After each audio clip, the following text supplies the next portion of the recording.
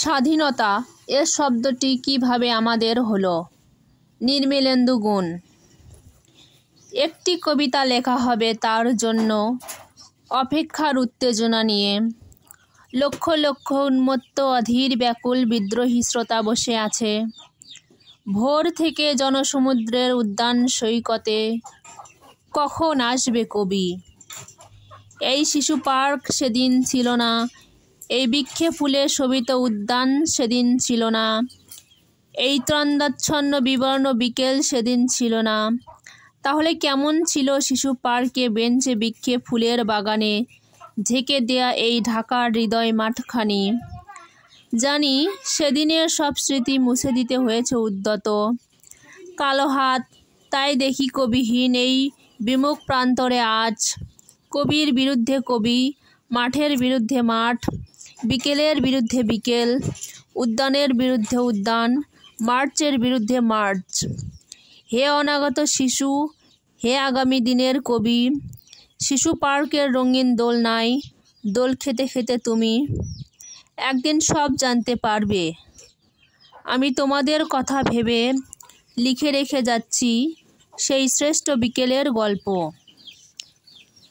সেদিন এই উদ্যানের রূপ ছিল ভিন্নতর, না পার্ক, না ফুলের বাগান, এসবের কিছুই ছিল না।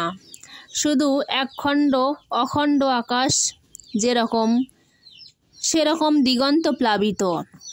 শুধু মাঠ ছিল দুর্বাদলে ঢাকা, সবুজে সবুজময়। আমাদের স্বাধীনতা প্রিয় প্রাণের সবুজ এসে মিশেছিল এই ধুধু মাঠের সবুজে। কপালে কবজিতে লাল শালু বেঁধে এই মাঠে ছুটে এসেছিল কারখানা থেকে লোহার শ্রমিক। লাঙল জোয়াল কাঁধে এসেছিল ঝাঁক বেঁধে উলঙ্গ কৃষক। হাতের মুঠোয় মৃত্যু, চোখে স্বপ্ন নিয়ে এসেছিল মধ্যবিত্ত, নিম্নবিত্ত, করুণ কেরানি, নারী, বৃদ্ধ ভবঘুরে। আর তোমাদের মতো শিশু পাতা কুড়ানিরা দল বেঁধে একটি কবিতা পড়া হবে তার জন্য কি ব্যাকুল প্রতীক্ষা মানুষের। কখন আসবে কবি, কখন আসবে কবি? শত বছরে শত সংগ্রাম শেষে রবীন্দ্রনাথের মতো দীপ্ত পায়ে হেঁটে অতপর কবি এসে জনতার মঞ্চে দাঁড়ালেন। তখন পলকে দারুণ ঝলকে তরিতে উঠিল জল, হৃদয়ে লাগিলে দোলা, জনসমুদ্রে জাগলে জোয়ার, সকল দুয়ার খোলা। কে রোধে তাহার বজ্র কণ্ঠবাণী?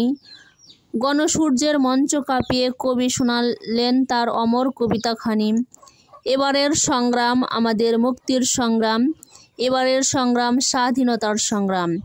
সেই থেকে স্বাধীনতা শব্দটি আমাদের।